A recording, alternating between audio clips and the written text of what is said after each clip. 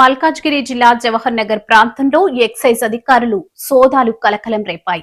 Director of prohibition excise ఆదేశాల మేరకు ఏసీఆర్ఆర్ సూచనలతో రంగంలోకి దిగిన ఎక్సైజ్ బృందాలు అక్రమ మద్యం నిల్వలపై ఉక్కు పాదం మోపాయి.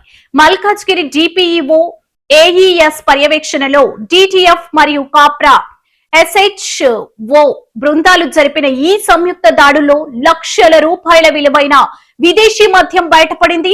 ప్రధాన అంశాలు ఈ దాడుల్లో ఎలాంటి అనుమతులు లేకుండా గోవా విదేశీ మద్యం నిల్వలను అక్రమంగా దాచిన ఇద్దరు వ్యక్తులను అధికారులు అదుపులోకి తీసుకున్నారు. ప్రధానంగా మాజీ డిప్యూటీ మేయర్ నివాసంలో జరిగిన దాడులు ఇప్పుడు స్థానికంగా చర్చనీయాంశంగా మారాయి.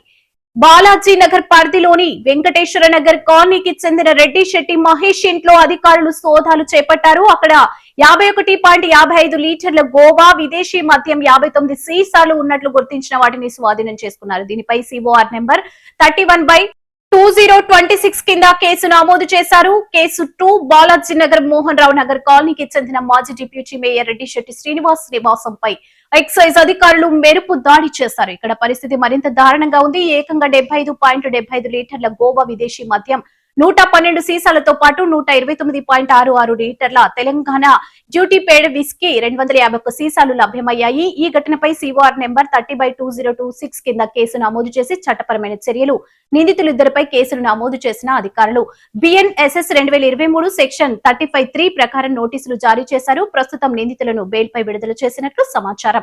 అధికారుల హెచ్చరిక, అక్రమ మద్య రవాణా మరియు విక్రయాలకు పాల్పడితే ఎంతటి వారినైనా ఉపేక్షించేదే లేదు అని ఎక్సైజ్ శాఖ అధికారులు కఠినంగా హెచ్చరించారు. రాబోయే రోజుల్లో జవహర్ నగర్ పరిసర ప్రాంతాల్లో నిఘాను మరింత కఠినతరం చేస్తామని, నిబంధనలు ఉల్లంఘించే వారిపై కఠిన చర్యలు ఉంటాయని స్పష్టం చేశారు.